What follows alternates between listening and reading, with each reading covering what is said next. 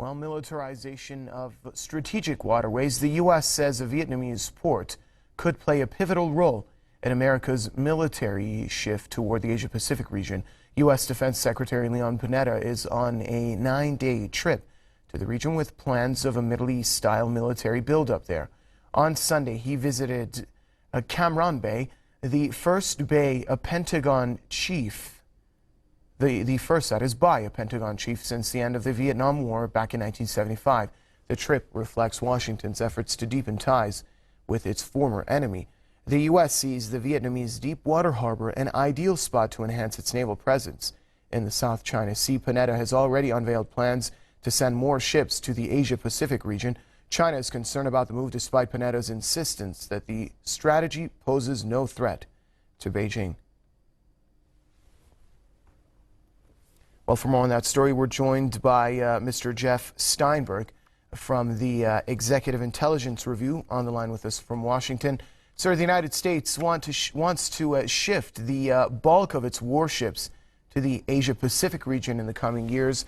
Now, China was quick to respond to the issue, stating a warning that the U.S. must refrain from muddying the waters in the South China Sea, and the U.S. presence in Asia-Pacific will raise tensions. Do you see it in that light as well? Yeah, sure. I mean, I think that the Chinese realize that there's a whole body of U.S. military policy doctrine for the future called the air-sea battle concept, which is all about deploying military forces into the Asian Pacific to contain and potentially at some point go to war against China.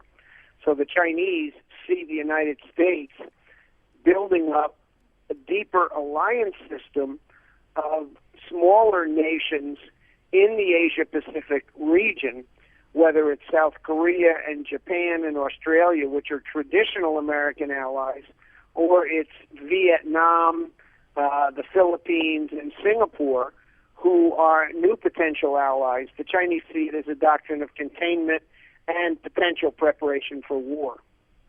Well, about the reasons for the U.S. pivoting to the Asia-Pacific, it's mostly seen in anticipation of the rising economic and military power of China.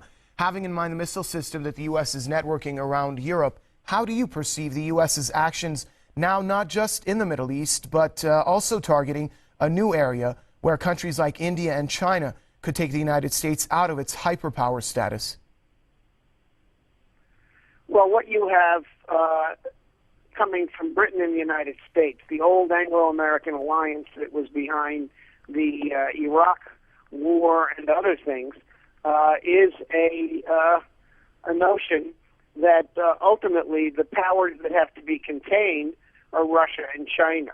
And so there's very much of an effort here to build up a combination of military force. Now, the problem, of course, is that the U.S. relationship with China is multidimensional, and a very large component of that relationship is military.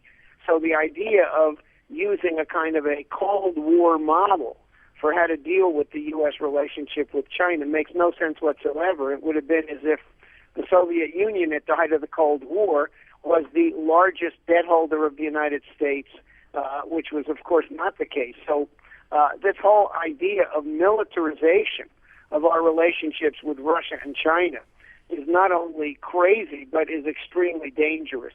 Russian President Putin has threatened that the missile defense issue, the deployment of this ABM system in Europe, could be a trigger for conflict all the way up to thermonuclear war. So the dangers of this policy are immense, and the foolishness of the political leaders is extremely dangerous. Many top American military officials are adamantly opposed to this demonization of Russia and China, but ultimately it's the president's call.